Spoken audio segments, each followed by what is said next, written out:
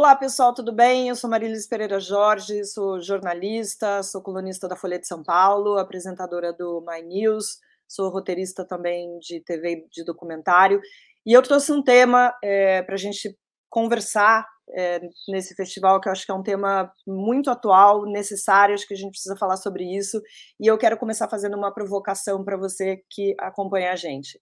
Você já parou para pensar que você pode ser um babaca na internet? Que o jeito que você se comporta nas redes sociais pode não ser tão legal quanto você imagina? E talvez você se pergunte o que que esse tema tem a ver com desenvolvimento sustentável. Pois eu vou dizer para você o seguinte: entre os pilares do desenvolvimento sustentável que nasceu na Conferência das Nações Unidas sobre o tema no Rio de Janeiro em 2012, estão saúde e bem-estar, justiça, paz, instituições eficazes, consumo consciente, igualdade de gênero. E isso tudo tem a ver, sim, com o tempo que a gente passa nas redes sociais, o que a gente consome nas redes e também o jeito que a gente se comporta. Eu trouxe essa provocação porque eu imagino que a sua resposta a essa pergunta que eu fiz ali no começo seja não. Você se comporta como um babaca nas redes sociais? Para e pensa um pouquinho. Eu também achava que não. Não achava que eu estava me comportando desse jeito, ou ao menos nem imaginava que eu pudesse estar a caminho de me transformar numa pessoa desse jeito. Mas, felizmente, eu tive 2 cliques que me fizeram parar para analisar o meu próprio comportamento, perceber que a maioria de nós está intoxicada pela agressividade que hoje toma conta das redes. Você já parou para pensar que pode estar se transformando exatamente naquela pessoa que você abomina? Que engrossa discurso de ódio, que xinga, que compartilha notícia sem checar se ela é verdadeira só porque seus amigos também compartilharam? Esse foi o primeiro clique que eu tive.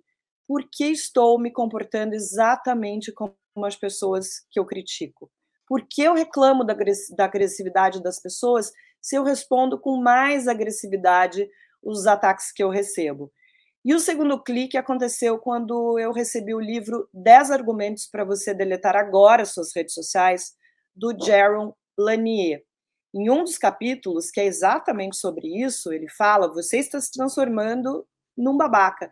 Ele mostra que muitas vezes somos nós que contribuímos para que as redes sejam um lugar tóxico e violento, por melhor que sejam as nossas intenções. E para bater um papo sobre esse assunto, eu chamei um craque aqui, um cara que eu acompanho muito trabalho e que está mergulhado no comportamento das pessoas aí nas redes, que é o Pablo Hortelado. Ele é professor de gestão de políticas públicas na USP, idealizador do monitor do debate político no meio digital, que funciona desde 2016. Tudo bem, Pablo? Tudo bom, Marilis? Como vai? Tudo ótimo, bom ter você aqui para bater esse papo. E eu já queria começar, você que acompanha muito o que as pessoas fazem na rede, o que compartilham, o que causa engajamento, eu queria já começar te perguntando: o que as pessoas buscam hoje nas redes sociais? Porque lá atrás, se era, de repente, se conectar com amigos, com familiares, parece que mudou um pouco. É o quê? Aprovação? É fama? É senso de pertencimento? O que você percebe? Olha, Marilis, eu vou fazer uma conversa que, em parte, é muito decepcionante, porque, para a maioria das perguntas que você vai me fazer, a minha resposta honesta é: eu não sei. Porque, para esse e para uma série de outras perguntas que a gente se faz, os pesquisadores que estão debruçados sobre esse tipo de problema, a gente não sabe. É muito. A gente tem algumas pistas, a gente mais sabe o que não é do que o que é. Entendeu? Hum. Nós não estamos entendendo. A resposta honesta é que a gente não sabe o que está acontecendo. O que A que gente não sabe que as. o que que não é, então? Então, Você então já eu te conto assim: o que está acontecendo, falando um pouco na parte política, o que está acontecendo é que a gente está se comportando de uma maneira tribal, com dinâmicas de grupo, na qual a gente está vestindo camisas e tendo hostilidade com o adversário que veste a camisa do outro. Isso a gente sabe, a gente tem algumas medidas que estão mostrando que isso está crescendo, que essa intolerância com o adversário está crescendo. A gente sabe, por exemplo, que isso não tem tanto a ver, tem menos a ver com o que a gente pensa, ou seja, é mais um comportamento de vestir a camisa do time e não gostar do time adversário, do que ter uma ideologia coerente e defender uma ideologia, isso a gente sabe. Agora, por que isso começou de uns tempos para cá, e em que medida as mídias sociais, que parecem ser um componente fundamental, digo assim, meio intuitivo, né? Supor, a gente não sabe. E assim, para quase tudo que você vai me perguntar, eu vou te dizer que eu não sei. Mas a gente pode elaborar um pouquinho, porque tem algumas Não, pistas, é isso. tem Eu algumas, imaginei algumas pistas Eu que imagino que você podem. não ia ter todas essas respostas e por isso, acho cada vez mais importante a gente começar a falar sobre isso, porque o que eu percebo é que a gente sempre vê no outro, nesse adversário político, na pessoa que tem um outro pensamento diferente da gente, a gente sempre vê um inimigo e a gente sempre vê aquela pessoa tendo um comportamento que é um comportamento agressivo, que é um comportamento tóxico, mas não para olhar exatamente como a gente está se comportando. Então, eu lembro que eu perguntei uma vez num debate, você já xingou alguém na internet? Não, todo mundo fala que não. As pessoas não se dão conta que, às vezes, chamar, escrever num post, você é um idiota, ai, que coisa ridícula, você é um otário, isso é um xingamento, isso é uma agressividade desnecessária. Então, não precisa exatamente a pessoa falar um palavrão, xingar a outra com um grande palavrão, para ela já se engajar num comportamento que é um comportamento de agressividade e que só piora esse ambiente. Agora, que tipo de posts de conteúdo vocês percebem que geram mais engajamento? Então, essa é uma das coisas que a gente sabe, né? Tem umas metodologias na qual você apresenta posts, o pessoal da psicologia, não é muito a minha área, mas são colegas, né, que trabalham com isso. Você apresenta post, você mede por meio de reação no metabolismo o tipo de sentimento que aquele post está despertando em você, e você mede a reação do usuário a esse post. E a gente sabe, isso está bem estabelecido, que conteúdos que geram reações fortes, sentimentos fortes, mas sobretudo indignação, mais do que tudo, indignação, ódio, raiva, coisas desse gênero, eles fazem você apertar o botão de compartilhamento. E você tem no outro extremo oposto reações frias, que a gente chama, que elas não despertam ódio, mas nem entusiasmo, elas te põem Como, para por pensar. E exemplo, essas você nunca aperta o botão. Isso a gente sabe, isso está bem estabelecido e as plataformas todas sabem. Então, um pedacinho desse problema tem a ver com a maneira como mensagens são distribuídas, né? Que mídia social não funciona que nem televisão, que nem rádio. Que nem televisão, rádio, eu tenho um emissor, tem um editor que escolhe lá o que entra e o que sai e distribui a mensagem e você não escolhe nada, você não participa, né? Você recebe, você pode mudar de canal, pode desligar a televisão, mas você não interfere na programação diretamente. Nas mídias sociais não é assim, né? A distribuição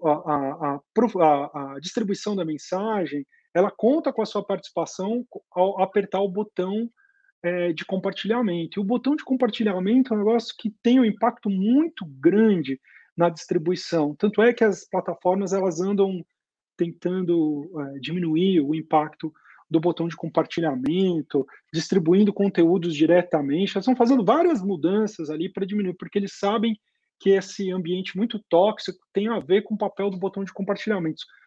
Né? Em 2018, por exemplo, o Facebook fez uma mudança no algoritmo. Isso tem a ver com essa denúncia da moça que era trabalhava no Facebook e falou no Senado americano faz umas 2 semanas. O que ela essa contou? que fez a denúncia agora, mas já é uma coisa que vem lá de trás, então. Isso. O que ela contou, a principal denúncia dela, da Frances Hogan, é basicamente essa. Em 2018, o Facebook estava muito preocupado que as pessoas estavam muito passivas, né? Estava aumentando o número de conteúdos de vídeo, e vídeo você assiste de uma maneira muito passiva, você não fica clicando, você fica assistindo. E isso é ruim para os negócios do Facebook, porque quanto mais você dá like, mais ele sabe dos seus gostos. Então eu dou like num, não dou like no outro. Eu passo rápido alguns conteúdos e não dou. E nisso o meu perfil vai ficando melhor definido para apresentar publicidade, quanto mais eu interajo com a plataforma, mais ele sabe dos meus gostos. Quando eu estou muito passivo, só vendo conteúdo inerte, ele não sabe de nada, entendeu? É como a da televisão. A televisão tem um nível de conhecimento do usuário muito pequeno, e a revolução na publicidade das plataformas é isso, elas sabem tudo sobre você, porque você fica interagindo com aquele negócio e dizendo gosto, não gosto, gosto, não gosto. E você ainda interage de maneira graduada. Então, uma coisa é like, outra é compartilhamento, que é uma espécie de super like. Outra coisa é você comentar, você pode comentar positivamente, você pode comentar negativamente. E tudo isso é calculado e gera um perfil para te apresentar a publicidade. Pois bem, lá no passado, começou a crescer o hábito dos usuários verem muito vídeo profissional, que ele fica sentadão, vê 5 minutos e não interage.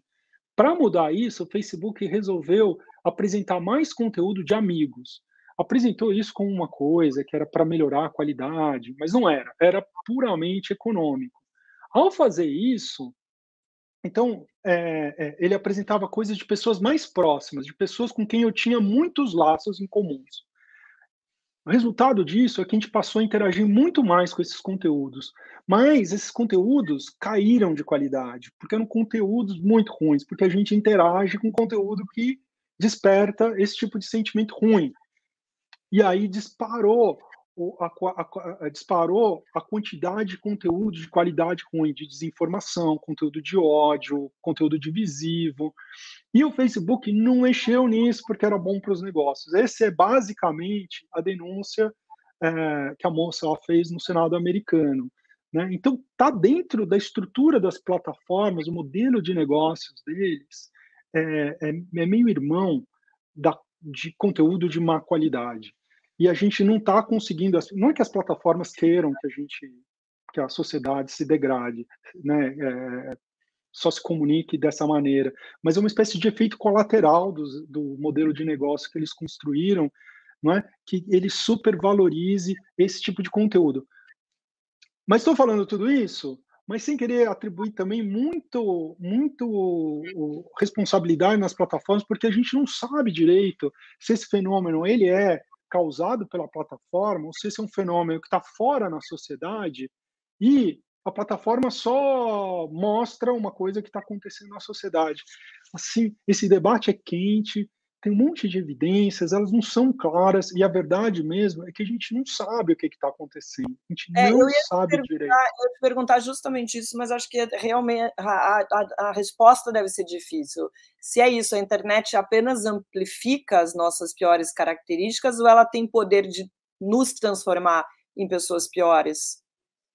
Então, essa aí é uma coisa que eu não sei. Vou dar um exemplo, uma coisa assim que a gente sabe que uma das coisas que faz com que a gente fique mais intolerante é que a gente tenha relações homogêneas. Ou seja, a gente só se relacione com pessoas parecidas com a gente. Quanto mais a gente fica se relacionando com pessoas parecidas com a gente, mais intolerante a gente é ao diferente. Isso é o fato bem estabelecido. O que não é bem estabelecido é por que isso está se acentuando agora e o papel das mídias sociais nisso. Por que eu digo isso? Tem, por exemplo, um discurso que diz que a gente está preso em bolhas, que os algoritmos das plataformas estão nos colocando em bolha. Por quê? Porque eles escolhem a ordem daquelas coisas que aparecem no feed de notícias do Facebook, na timeline do Twitter e assim por diante. E essas coisas, as plataformas tentam antecipar o nosso gosto e apresentam coisas muito semelhantes.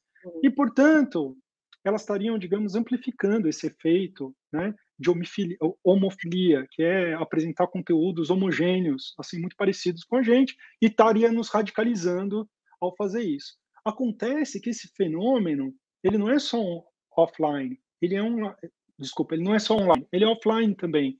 Então, quando a gente vai, eu sou um cara de esquerda, né? Quando eu vou sair para tomar um chopp, eu não convido as pessoas que eu conheço de direita. Eu convido meus amigos de esquerda. Todas as relações que eu posso escolher, eu chamo pessoas que são mais ou menos parecidas, que têm os mesmos valores, né? E a gente sabe que esse fenômeno, quando a gente mede, tem umas medidas para você fazer, é meio parecido. Uma timeline, ela é tão parecida comigo quanto a minha rede de amigos. Ela não é tão diferente. Na verdade, as empresas elas estão meio emulando, estão copiando o que a gente já faz na vida offline. Então não fica muito claro que a gente está ficando mais homogêneo por causa das plataformas? Entende? É uma discussão assim que a gente não entende, porque parece que tem conteúdo da plataforma, porque a emergência desse problema aumentou quando a gente está usando as plataformas. Vou dar uma explicação tentativa, por exemplo, por que eu acho que as plataformas podem ter. A gente tem relações homogêneas e heterogêneas. Por exemplo, quando eu vou no trabalho, eu não escolho. Tem pessoas de direita, tem pessoas de esquerda, tem pessoas que são apolíticas. É muito misto. No meu prédio também, muito misto. Mas tem algumas que eu escolho. As que eu escolho, elas são parecidas comigo. É o bar, são as relações de amizade, sobretudo, né? Em alguns projetos, talvez profissionais, que eu escolho e que daí eu pego, faço uma coisa mais homogênea. Como a gente está usando muita mídia social, pode ser que o tempo dessas relações homogêneas estejam entrando demais na nossa vida. Não é porque eles inventaram isso, é porque a gente está usando, no Brasil deve ser uma coisa assim, 4,5, 5 horas em média por dia de mídia social. E ali é como se o tempo do meu amigo, por exemplo, das minhas relações que ia ser 30 minutos por dia no happy hour, entrasse no meio do meu trabalho e fosse um influxo de relações homogêneas no meio do meu dia. E talvez isso esteja acontecendo, né? E a gente está ficando muito homogêneo e fica muito intolerante com quem pensa diferente. Acontece à esquerda e à direita. O que eu tenho percebido, mas o que eu tenho percebido, por exemplo, nas minhas relações, claro que eu acabo me relacionando mais com pessoas que têm, levantam bandeiras parecidas com as minhas, pensem mais ou menos parecido, mas, no geral, as pessoas pensam diferente, em diversos níveis. Você não pode pensar não totalmente da mesma forma sobre a questão econômica do Brasil, ou sobre como você vai fazer distribuição de renda, ou sobre se você vai atender, por exemplo, uma parcela mais pobre da população com algum programa social ou não. Na internet, esse debate me parece morto. Se você não pensa 100% da mesma forma que a outra pessoa, aquilo serve para você acabar sendo expulsa daquela bolha. E eu tenho visto esse comportamento de manada, não só na direita, né, fazendo essa analogia, mas também, assim, no restante do espectro político. Não vou nem separar de esquerda e direita, porque eu acho que, na verdade, ainda que nas redes sociais a gente veja que está muito dividido entre esquerda e direita, a gente sabe que o espectro político é mais vasto do que isso. Agora, o que eu ia te perguntar, a internet acabou, eu não sei se você percebe isso nos levantamentos que vocês fazem, virou um lugar de justiceiro social. As pessoas julgam, culpam, condenam, sem que aquela pessoa tenha chance qualquer a um julgamento justo, que é o que a gente teria, por exemplo, na sociedade aqui, enfim, com justiça e tal. Você percebe isso nesse levantamento que vocês fazem? E a pessoa, por mais justa que seja uma reivindicação, ou, enfim, uma cobrança em cima de um comportamento, ou de uma fala de alguém,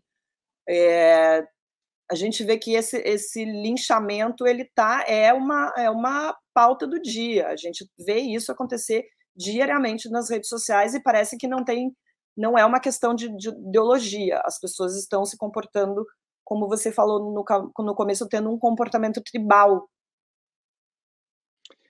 O cancelamento, né, os linchamentos, é uma forma de justiça muito ruim, né? Porque ela não tem contraditório, ela não tem proporcionalidade na pena. É um péssimo modelo de justiça, né?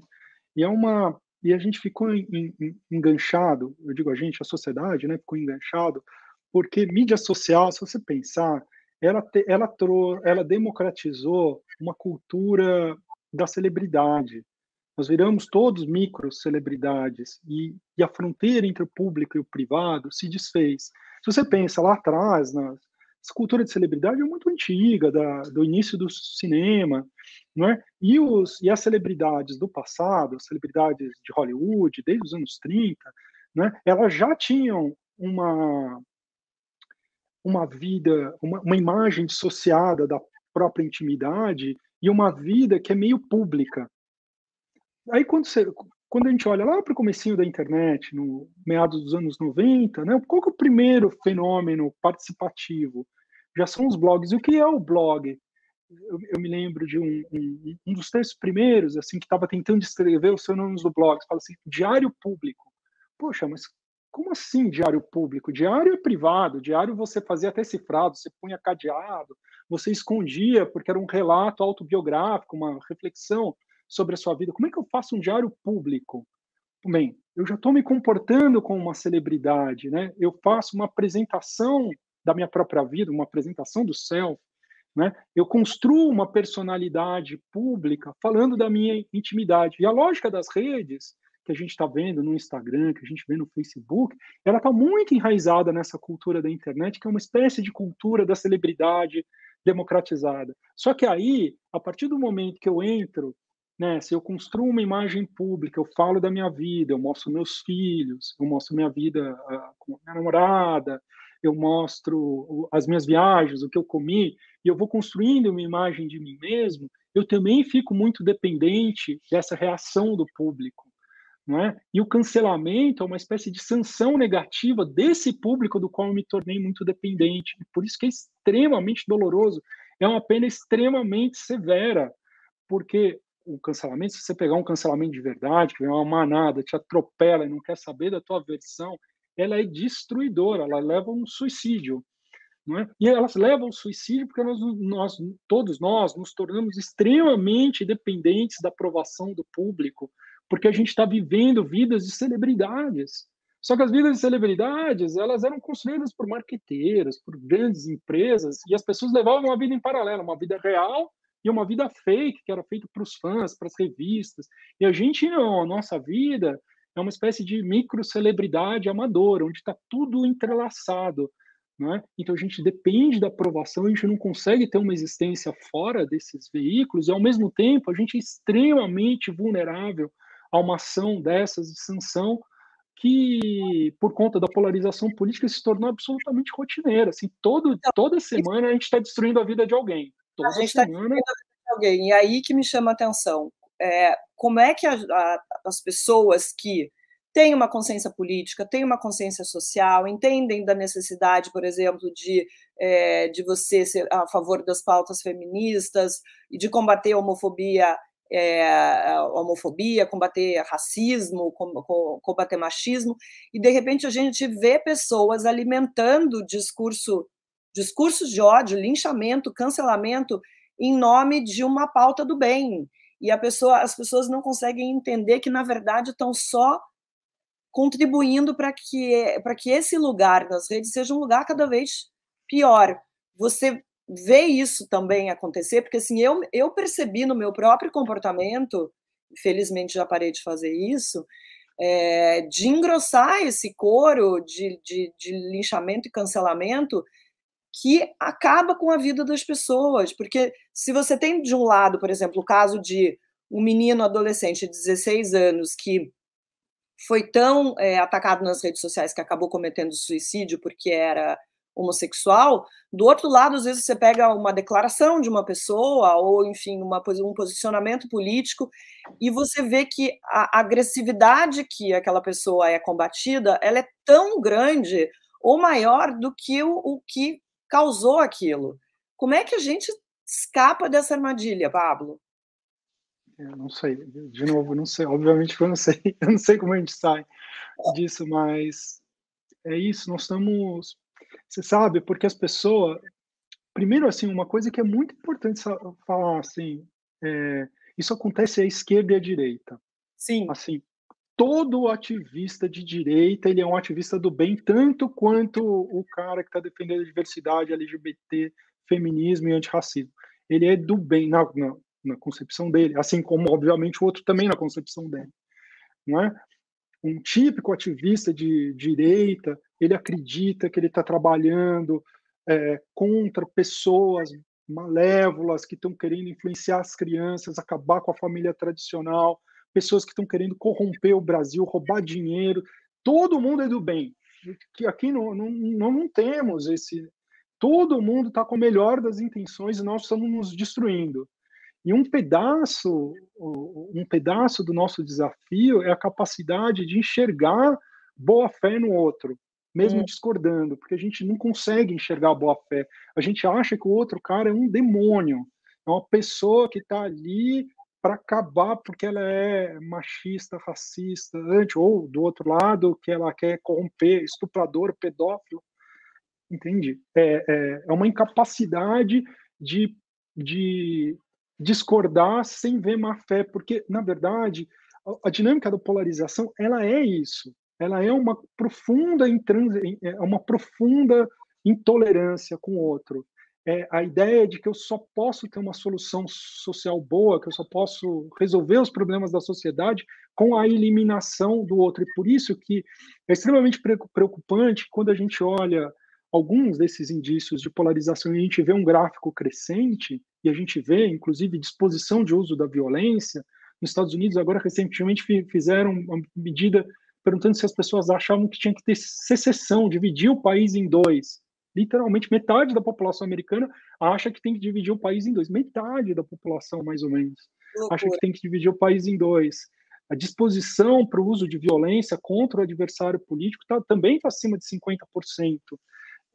Nós realmente estamos caminhando, e o Brasil não é nada diferente disso, a gente só tem menos indicadores, menos pesquisa do que eles.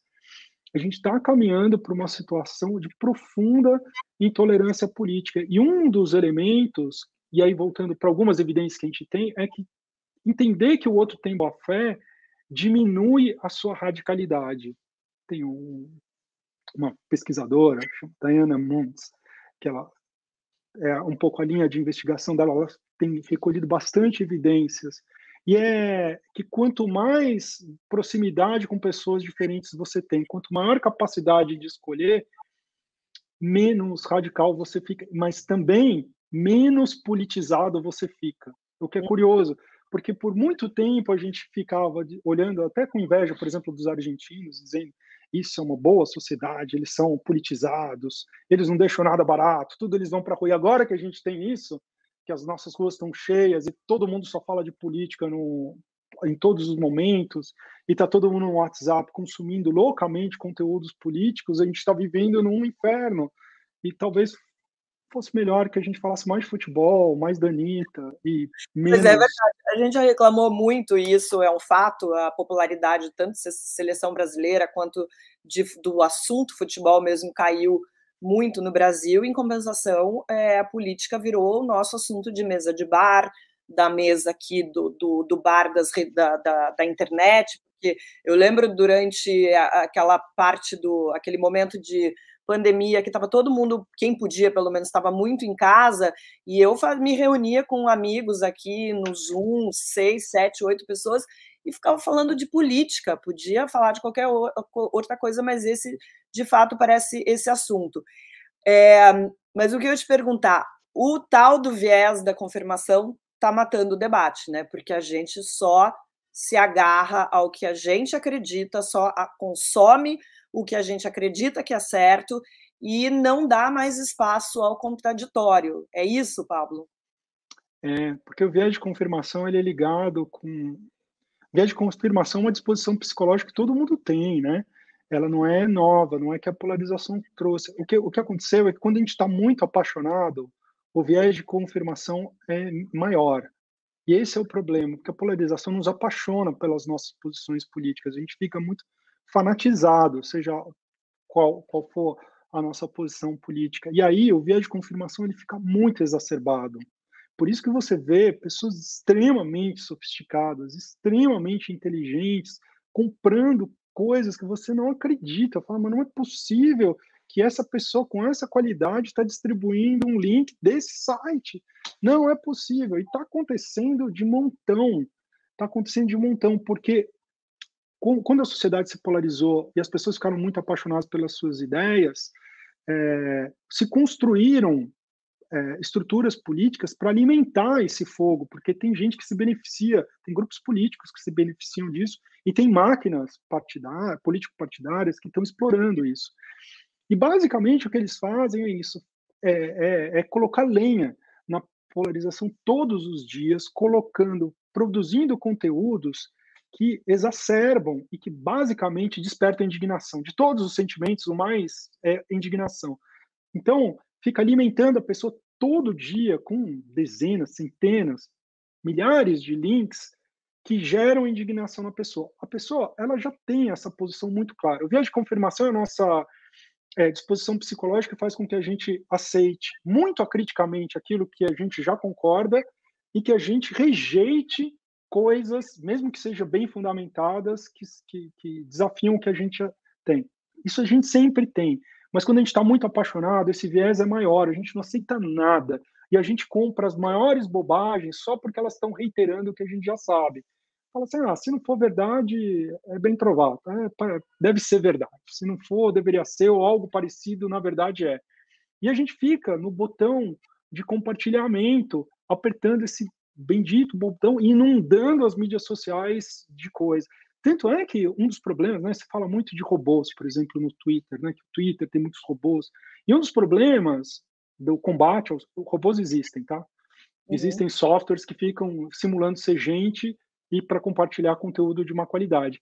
Mas o problema do combate aos robôs, por que o Twitter não derruba todos os robôs? Ele não derruba todos os robôs porque ele não consegue diferenciar um militante de um robô. Eles têm comportamento, quando você observa, idêntico.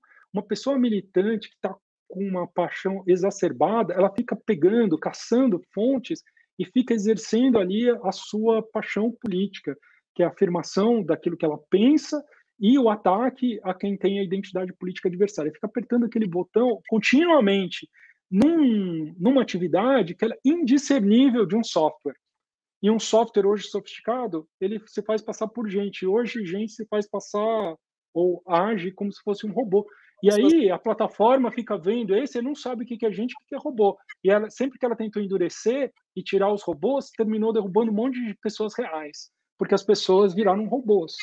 Robôs esse políticos. comportamento tão fanático que você está descrevendo me parece causado por uma necessidade aí de um senso de pertencimento a alguns grupos, de gente que, de repente, nunca teve um protagonismo nas suas áreas de atuação e encontrou na política, nas redes sociais, um espaço para ter voz que talvez não tivesse. Pode ser por aí, você vê isso, porque é muito assustador ver esse comportamento que você acabou de descrever. Então, eu vou te responder do mesmo jeito, eu não sei por que as pessoas estão... A gente não sabe de nada, você está vendo, assim, falando como pesquisador, a gente não sabe de nada, a gente tem umas pistas, mas a gente, na verdade, não sabe de nada. Mas a gente sabe, por exemplo, que participação política disparou, não foi só no Brasil, disparou. A participação, por exemplo, em protestos de rua está num nível superior nos Estados Unidos ao dos anos 60, que era um grande paradigma, um grande modelo de participação política. Passou bastante dos anos 60.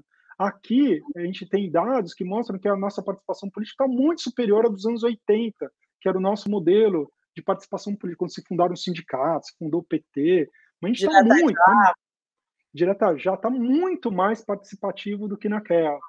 Então, é uma coisa que está acontecendo online e offline. Por que isso aconteceu? Por que a gente está tão politizado e participando?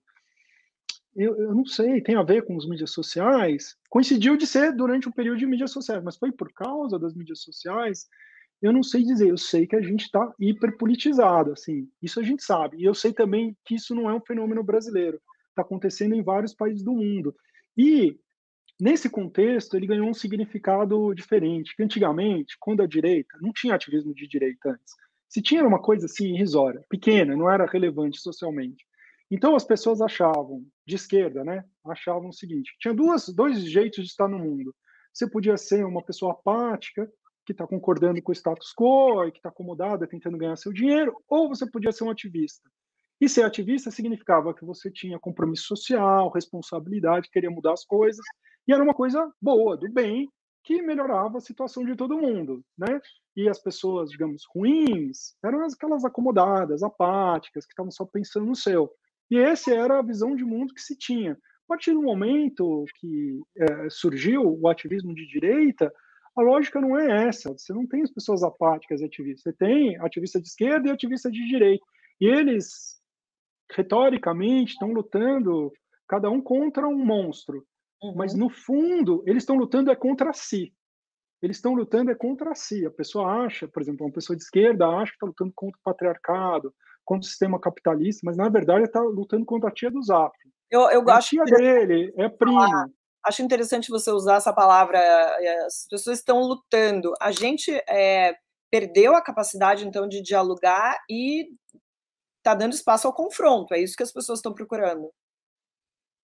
Então, as pessoas estão muito politizadas, e elas estão muito confrontativas, e houve um momento em que a gente achava que isso era uma boa qualidade, porque isso era civismo, era se preocupar com a coletividade, que uma sociedade saudável teria muita participação política, e eu confesso que eu tenho sérias dúvidas sobre isso, olhando para a nossa sociedade, se a gente está no caminho certo. Acho que a gente está rumo, a gente vai se matar. Honestamente, eu acho que todo mundo que estuda polarização, o nosso grande medo é que a lógica à medida que isso vai aumentando, digamos assim, a consequência lógica do desenvolvimento disso é guerra civil. Não é exagero, é guerra civil, porque se esse sentimento cresce, cresce, cresce, a intolerância vai crescendo e as nossas redes vão ficando mais homogêneas, a gente vai se matar. Não é jeito, não é força de expressão. A gente vai se matar. Nessa toada, a gente vai se matar. Então, olhando, é só olhar os gráficos. A gente tem um monte de evidências empíricas mostrando que a gente está caminhando para se matar. Ou a gente interrompe essa intolerância, ou isso aqui vai dar ruim. Eu queria trazer um pouco a discussão de uma coisa até que eu vivi recentemente, eu imagino que talvez você tenha algum dado sobre isso, sobre essa violência na questão de gênero. Repórteres Sem Fronteira fez um levantamento entre março, abril, maio, junho, sobre a violência contra jornalistas nas redes sociais, e eles chegaram a 5 nomes de jornalistas mais atacados nesse período, e 3 dos primeiros nomes são mulheres. Infelizmente, eu apareço nessa relação como o primeiro nome mais atacado na época. No levantamento de vocês, nos levantamentos que vocês fazem, vocês conseguem perceber que a violência nas redes sociais é maior contra a mulher, ou não dá para diferenciar isso? Eu nunca estudei isso, Marilis, mas assim, a minha experiência, olhando para isso todos os dias, parece meio óbvio. Me parece, tem o teu caso, da Vera, da Malu, tem um monte de jornalistas, mas não é só jornalistas, não, né? Tem também as Não, não. políticas, tem as políticas, né, que recebem. A Tabata, a história da Tabata é uma coisa, assim, uma pessoa É, que nem tem posições políticas extremas, ela é violentamente atacada violentamente esquerda. pela esquerda, claro, até porque só a esquerda acha que isso é um fenômeno da direita. A esquerda é tão brutal e tão machista quanto nos seus alvos, quanto a direita. Duvidaria que os alvos da direita sejam menos mulheres do que os alvos da esquerda, sabe? Me parece meio óbvio. Eu não fazendo a ressalva que eu nunca estudei, nunca olhei para isso, não tenho nenhum dado para te dar. Estou falando assim da minha observação. Eu Isso, acho que a Janaína Pascoal, que a também. Tabata, que a Joyce Hasselman, elas são super atacadas e são alvos preferenciais, Os nomes, tanto quanto a Manuela Dávila, é, isso. são à esquerda, né? Manuela Dávila, Maria do Rosário, a Jandira Fegali, Exatamente, a Marina exatamente, Silva, que é atacada tanto pela direita exatamente. quanto pela esquerda, né? Você tem todos esses nomes, e o que me chama muito a atenção, Pablo, eu sou muito leitora de comentários nas redes sociais, até porque eu tento ver o que as pessoas estão falando, tento furar essa bolha que eu vivo, que eu transito, que eu vivo dentro de uma bolha mais progressista e tal, apesar da esquerda achar que eu sou da direita, que eu sou sei lá o quê, é uma coisa muito louca. E eu percebo que existe uma agressividade não só por parte de homens, mas por parte das mulheres também. As mulheres são muito agressivas com as mulheres. E eu comecei a perceber o meu próprio comportamento em relação às mulheres nas redes sociais, porque você se deixa contaminar por aquilo. Agora, o que eu sei que a gente tem menos respostas do que a gente gostaria, e a gente está aqui, né, falando sobre desenvolvimento saudável e tal, e você já me deixou bem pessimista em relação a tudo que a gente ainda vai enfrentar para talvez um dia melhorar, mas é isso, né? As pessoas, eu pelo menos convivo num círculo de gente que recicla lixo, faz meditação, se engaja em trabalhos comunitários, se preocupa com as queimadas na Amazônia, mas de repente também passo o dia nas redes sociais fazendo ataques, comentários agressivos, compartilhando notícias sem checar a veracidade, a fonte. Eu, muitas vezes, na minha família, às vezes eu tenho que mandar mensagem e falar aquilo que você falou, de ver gente que é inteligente, gente que tem informação, gente que tem conteúdo, compartilhando coisas que só pioram esse debate. Num curto espaço de tempo, então você não vê que as coisas vão melhorar. Não, elas estão piorando. Assim, o futuro a gente não sabe, né? Mas elas têm piorado bastante. Isso é um pouco preocupante. A gente tem que romper esse ciclo mesmo. Isso é uma missão política nossa. Eu digo política porque pode ser que as plataformas estejam atrapalhando a nossa vida. Por isso, porque a gente está usando demais. Tem esse botão de compartilhamento. Tem um botão do like. Tem outro botão que é o like, né? Assim, você posta um monte de. Você Individualmente, posta. o que você Oi? diria que as pessoas podem, individualmente, o que você diria que as pessoas podem fazer para melhorar o seu comportamento e a forma como que consomem as coisas e compartilham nas redes sociais? Olha, eu acho que o nosso problema é político, Hum. sobretudo, mesmo que ele tenha um componente, esse seria o meu palpite. Eu acho que a gente tem que aprender a escutar o outro e pressupor que o outro lado tem boa fé. Que do mesmo jeito que aí do seu círculo é meio parecido com o meu, né? Das pessoas que meditam, apoiam o MTST e fazem um monte de coisa. Do outro lado tem a tia do Zap que você não gosta, ela vai na igreja, ela dá sopa pro pobre, ela também está engajada, ela também quer o bem do Brasil, não é? E quando a gente e isso é uma coisa importante, assim, esse antagonismo, ele não cresceu na mesma proporção que a diferença de ideias. Isso é uma coisa bem importante que a gente também sabe. A diferença de ideias ela existe, as pessoas de direita não pensam exatamente como as de esquerda, mas essa diferença não é da mesma magnitude do ódio. O ódio está crescendo num ritmo muito mais acelerado do que a divergência. Na verdade, em alguns casos, a divergência está diminuindo. Então, a gente não está ficando mais divergente, a gente está com raiva da pessoa que tem uma identidade política antagônica à nossa. É isso que está acontecendo mesmo. Se a gente parar para escutar as pessoas, a gente vai ver que a gente diverge muito, muito menos do que a gente acredita. E quando a gente entende isso, as posições mudam. Não quer dizer que você vai ficar de centro, significa que você modera, que você encontra pontos em comum, entendeu? Você pode, claro, totalmente do jogo democrático, uma pessoa quer privatização, outra quer mais Estado. Uma pessoa quer mais política, sei lá, social, outra quer menos. Isso é totalmente do jogo, mas não é isso que está acontecendo. Não é isso, porque se fosse isso, você ganhou, meu amigo, privatiza tudo. Na próxima eu ganho, a gente reestatiza. Entendeu? Aumenta gasto social, corta, aumenta, que seria, digamos, um jogo democrático. A gente não está vivendo disso. A gente ouve, em parte, porque se deslocou desses temas de política econômica e social, o debate entrou para temas morais. E para temas morais é muito difícil a gente encontrar compromisso, porque a gente acha que o outro é um louco, é um frio. A esquerda acha que a direita quer que pobre morra, quer que negro morra, quer que LGBT morra, e você não pode aceitar isso, não é? E do outro lado, eles acham que a esquerda quer estuprar as crianças, são um bando de pedófilo, quer fazer com que meu filho use saia, quer destruir a família tradicional.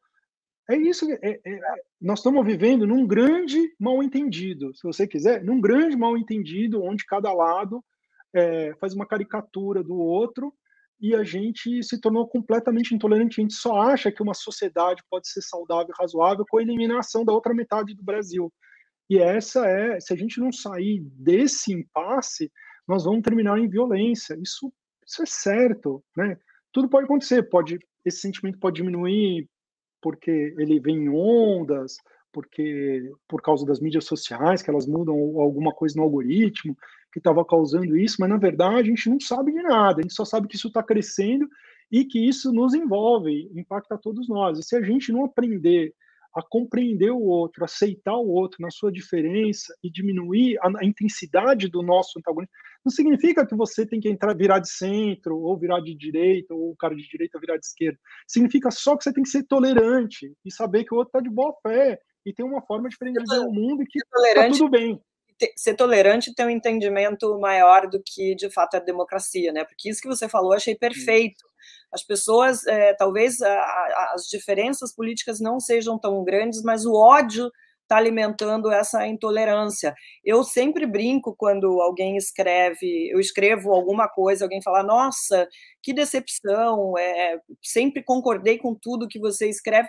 E eu falo, gente, meu marido não concorda com tudo que eu escrevo, nem com tudo que eu penso, a gente debate, a gente tem grandes divergências sobre diversos assuntos públicos e privados, e estamos super bem no casamento, e assim, eu tenho esse mesmo tipo de relação com grandes amigos, sabe? De poder sentar, conversar, mas a gente, pelo menos com essas relações, o ódio não chegou a contaminar, mas o que está acontecendo é exatamente essa contaminação das relações.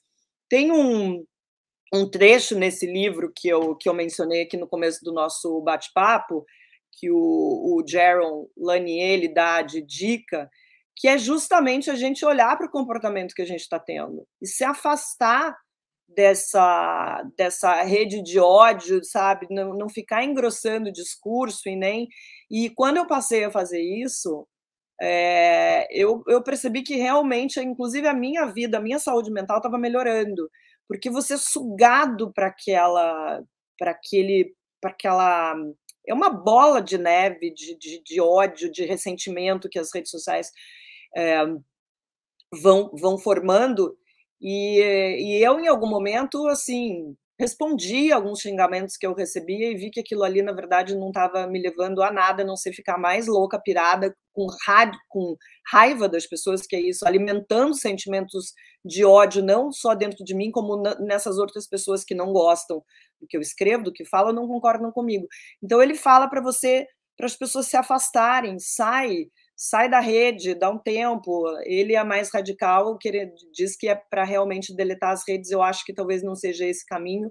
Eu acho que as redes sociais têm várias coisas positivas. Acho que tem várias coisas bacanas. É uma ferramenta maravilhosa profissionalmente falando. A gente viu agora, na época da pandemia, como as redes foram importantes para que as pessoas pudessem manter a sanidade ali, manter algum vínculo possível com familiares, com amigos, com pessoas do trabalho, mas realmente a gente precisa usar um pouco melhor. Eu queria só, para a gente terminar, que você falasse o que a gente vai enfrentar no ano que vem com eleições, com redes sociais. A gente teve uma eleição em 2018, que talvez tenha sido a primeira que as redes sociais tiveram um protagonismo tão grande, e como é que as pessoas podem passar por esse período de eleição do ano passado sem enlouquecer e sem querer matar o coleguinha, né? Mas essa aí, nós estamos, acho que, fadados a viver um negócio horrível. Você acha? Horrível, acho. Porque 18 foi muito ruim, né? Uma 14 não foi melhor, não. Esquece, mas foi horrível 14.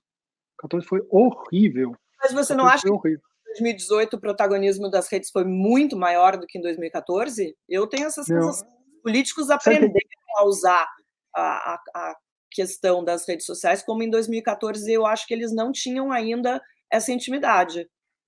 Sabe o que aconteceu, Marilis? Teve o advento do WhatsApp. O WhatsApp é um negócio, isso dá uma outra conversa, né? É uma ferramenta de comunicação muito ruim, cara, porque ela permite viralizar rapidamente, né? Ela funciona com disseminação de massa, que você recebe e reencaminha naquela lógica que a gente estava falando, né? Mensagem que faz você apertar o botão de encaminhamento é mensagem tóxica, que desperta indignação, que desperta raiva. Então ela dissemina muito rápido, mas ela oculta a origem. Ela oculta a origem. Você não sabe de onde veio. Não tem como saber, porque é a maneira como ela foi construída, e o WhatsApp, que agora é do Facebook, não quer mexer nisso. Isso é uma outra conversa. O resultado disso é que essa arquitetura é um convite para o jogo sujo. Você pode jogar sujo, o que você não pode fazer no Facebook, no Twitter e no YouTube, porque, você é descoberto, entendeu? A justiça eleitoral descobre, isso tem efeitos, dá até para anular a eleição, caçar chapa, etc. No WhatsApp você faz de maneira completamente impune. E essa foi a grande inovação de 2018. 18, né? Porque foi uma campanha que foi muito construída em cima do WhatsApp, a campanha do Bolsonaro, né, mais do que as outras. Mas as E agora outras, e agora tardiamente, o Telegram, né? descobriram. Que é a mesma coisa, né? Porque tem o mesmo problema. Você viraliza e você não sabe de onde vem, ou quando você descobre quando vem, é muito fácil ocultar a origem. Então, é uma arquitetura que convida ao mal feito, ao jogo sujo, difamação, desinformação, coisa falsa, conteúdo divisivo, malicioso, ali, e a gente não resolveu. A gente teve 4 anos para tratar desse problema, do ponto de vista regulatório, a gente não resolveu, está em uma PL, está no colo aí do Orlando Silva, que é o relator, né? Sim. Não está com cara de que a gente vai aprovar uma coisa efetiva antes Você das acha que o ano que eleições. vem, então, vai ser pior ainda? Acho que vai ser tão ruim. Eu não acho que 2018 foi tão pior que 2014 foi horrível. A gente só esquece que foi horrível. É que o Bolsonaro foi um resultado muito ruim, né? Das eleições, que ele é um presidente muito extremo, muito grosseiro, muito extremista. Mas, assim, as de 14 foram eleições. A eleição mesmo foi muito suja, foi muito concorrida, teve jogo sujo, teve ataques. Basta lembrar o que fizeram com a Marina Silva, né? Fizeram com a Marina Silva, e o Aécio e Dilma fizeram um contra o outro também. Foi um Sim. negócio horroroso, 2014. 2018 talvez foi tão ruim, de repente foi um pouco pior, que a gente não tem uma medida muito boa, mas assim, eu acompanhei as duas, estudei as duas foram horríveis. E eu não tenho não consigo ver nenhum motivo para achar que 2022 vai fugir desse padrão, vai ser horroroso. Entendeu? Porque a nossa sociedade está tóxica, a gente está envenenado, a gente se odeia. Aí lembra que a gente tem uma verba enorme para fazer campanha política e dinheiro para nos estragar. É basicamente uma quantidade absurda de dinheiro jogado para a gente se odiar, entendeu? Aí você contrata marqueteiro, o cara fica gastando dinheiro, fazendo estudo psicológico, estudo de, sei lá, de caracterização demográfica, desenhando mensagem para cada um de nós, assim, é realmente investir um pedaço significativo do orçamento público para nos piorar. É isso que, do ponto de vista social, significa um processo eleitoral. Bom, Pablo, queria agradecer muito você. Estou aqui Puta conversando. conversa triste, né? Desculpa, Pois é, horrorosa essa mas olha, desculpa, né? eu vou te falar que, ainda que você tenha falado, olha, a gente não tem essa resposta ainda, me deixa ainda mais convencida de que essa conversa precisa ser feita, porque acho que a gente individualmente precisa começar a olhar como é que a gente age nas redes sociais. Eu vejo gente se afastando, porque percebeu que não tem muito como agir de uma outra forma. Talvez essa seja a resposta para esse momento, né? A gente diminuir talvez a nossa atividade. Você falou de 4, 5 horas diárias. Será que a gente precisa mesmo, tá? 4, 5 horas Certamente não. diárias? Né? Certamente não. Então, assim, eu acho que a resposta agora é olhar o nosso comportamento individual, ver como é que a gente se relaciona com as pessoas, ver o quanto de ódio a gente está deixando dominar o nosso comportamento e tentar mudar individualmente, já que, como um todo, as redes sociais ainda vão estar aí, vão ter esse tipo de funcionamento durante um tempo. Mas eu queria super te agradecer. Quero agradecer quem vai assistir a gente também. Eu sou Marilis Pereira Jorge.